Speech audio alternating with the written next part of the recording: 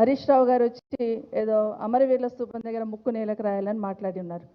నేను అడుగుతా ఉన్నాను నేరుగా గౌరవ ముఖ్యమంత్రి గారికి, రాజశేఖర రెడ్డి గారు చెప్పినట్టు 47 లక్షల మంది రైతులకు రుణమాఫీ కావాలి కదా, మీరు ఇచ్చిన డబ్బులలో, మీరు ఇచ్చిన లెక్కలలో, మీరు చూపించిన లెక్కలో చూస్తేనే ఈరోజు 22 లక్షల మందికి రుణమాఫీ అయినట్టు స్పష్టంగా కనిపిస్తూ ఉంది. మరి మిగతా బ్యాలెన్స్ రైతులకి రుణమాఫీ కానందుకు మీరు ముక్కు నేలకు రాయాలా అమరవీరుల స్తూపం దగ్గర అనేది మిమ్మల్ని మీరే ప్రశ్నించుకోండి అని కోరుతా ఉన్నాను. ఎందుకంటే ఇదంతా కూడా రేపు జనాలు ఇప్పటి వరకు వెయిట్ చేసి ఉన్నారు. 2 లక్షల రుణమాఫీ వస్తుంది, ఇంకా మాది రుణమాఫీ అవుతుందనే నమ్మకం విశ్వాసంతో ఇప్పటివరకు ఎదురు చూస్తూ ఉన్నారు. రేపు ఒక్కసారి మాది రుణమాఫీ కాలేదంటే రైతులందరూ రోడ్డు మీదకి ఎక్కడొస్తారో అనే ఆలోచనతో ఇష్యూ డైవర్షన్ కోసం మీరు ఈరోజు హరీష్ రావు గారి గురించి మాట్లాడారు అనేది అర్థమవుతుంది.